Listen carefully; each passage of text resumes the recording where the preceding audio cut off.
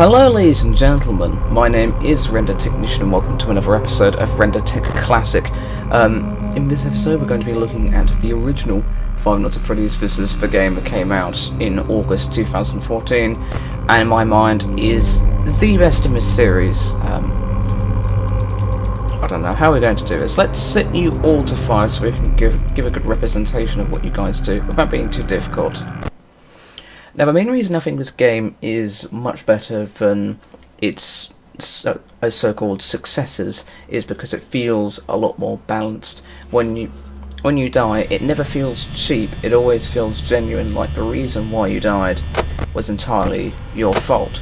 Whereas in games like FNAF 2, you may have, like, say, it's too many people trying to get into your office and there's not enough time for you to defend yourself against them. Whereas in this game, you've got plenty of time and just enough resources to defend yourself. So say for example, you need to look at Freddy and you need to make sure you're using the cameras so that Foxy is taken care of. So it never feels broken because there's always a window of opportunity to see where the animatronics are. So if an animatronic shows up at the window, it never feels broken in that regard, because it's the fact of if you screw up in this game, it's entirely your fault. It's not because you lucked out. There's very little in terms of luck of this game, with the exception of whether power goes out. That is 100% luck. I think the timer is set anywhere from like 10 seconds to 50, which means that if you're on 5 AM and you run out of power, then that's good. See, that felt genuine because you've got enough time to close the door, but if you didn't close the door quick enough, he would have got in, and that would have felt like a death that wasn't broken but was genuine. Similar with Foxy. When Fox... Is Freddy gone? Yeah, Freddy went. Same with Freddy, you saw that I didn't look at him and he just moved.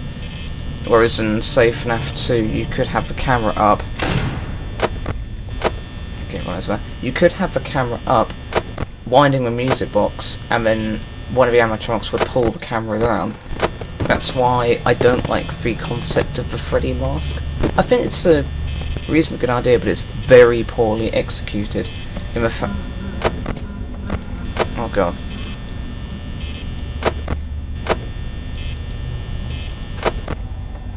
Don't know where he is. I have actually no idea where he is. Okay, Bonnie's there.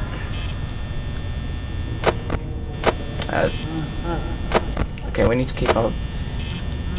See, when you die in this game, it does feel genuine, whereas in, like, especially in FNAF 3, you would see that you would have...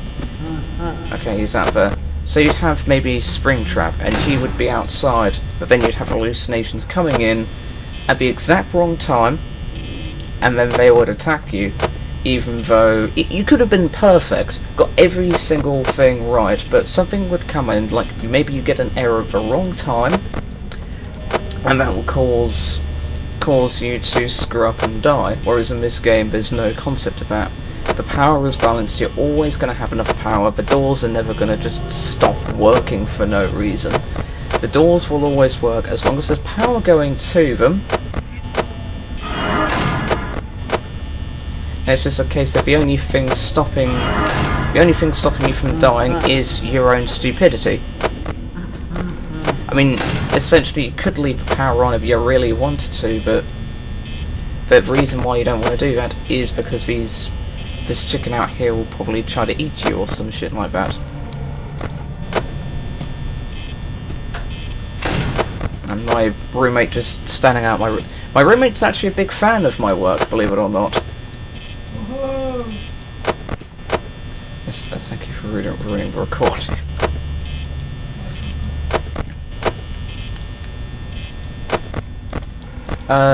We did do a stream. I don't know when this is going to go up, but it was about early August. That didn't save, unfortunately, but we did a no-death run of this game on like the 420 mode, and people kept on saying you should use Markiplier's method, but which well, I'll show you. You close the right door, you bring that down, and then you do that, but a lot quicker than I'm doing it. The best method is a method called the East Hall Corner method. You check the East Hall Corner, because Foxy doesn't care what camera you're looking at, as long as it's a camera. And you can also judge where Chica and Bonnie are, because if you hear warbling, they're going to be very close to you. See. Right. And also, when you see the lights flickering sporadically on one side, that means that somebody's left on the other. Again, I love little cues like that. And we are doing absolutely terribly for power. It's because we're leaving the lights on and all that crap. We're doing very well for Foxy, though. Foxy hasn't come out of his cove yet. But if I was to, it's because this game took about 6 months to develop, which is the longest any FNAF game, with the exception of Sister Location, has been in development for. Each game after that took about 3 months, and you could tell that they've been developed in such a short period of time just simply because, well, there were things that should have been fixed which hadn't been. For example, Five Nights at Freddy's 4 didn't even have full screen support on release because Scott had obviously rushed the window. Don't know why. Again, he just said he's poor with release dates. Right.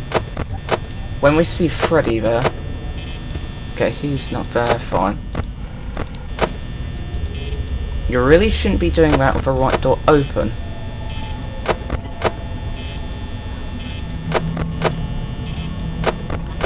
But yeah, that's the basic gist of these games.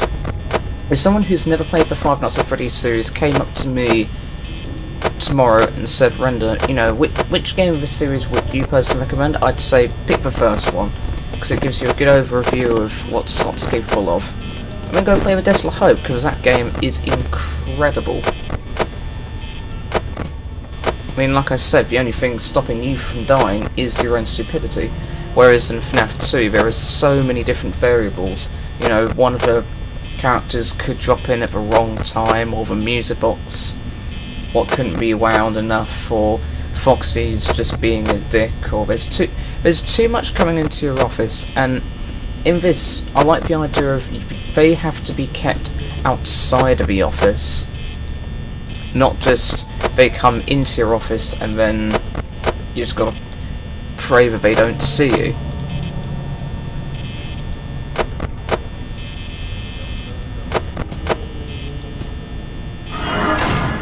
Right. Okay, he's doing really well.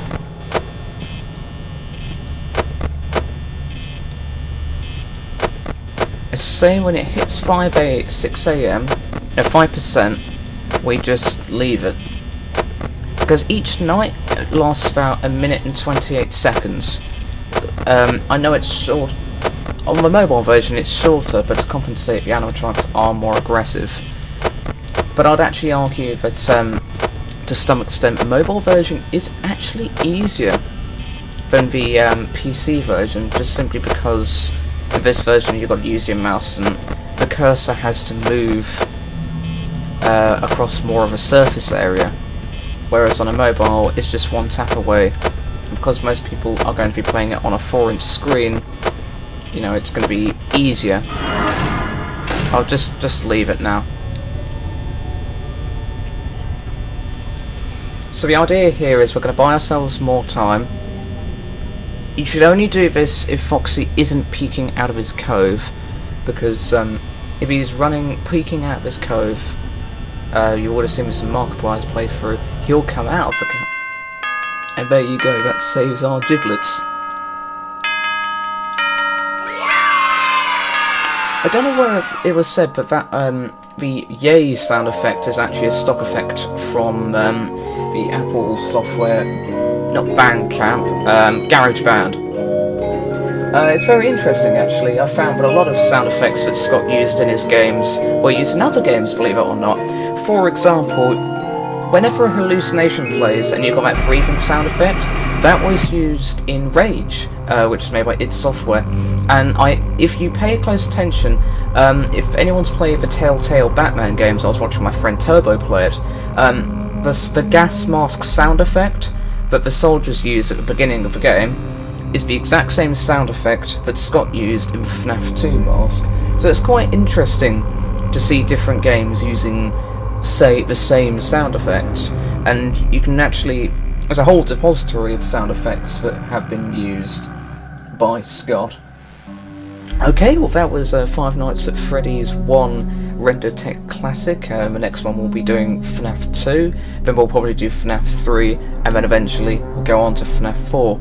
Anyways, thank you very much for watching, and I'll see you all in the next episode. Take care, everyone.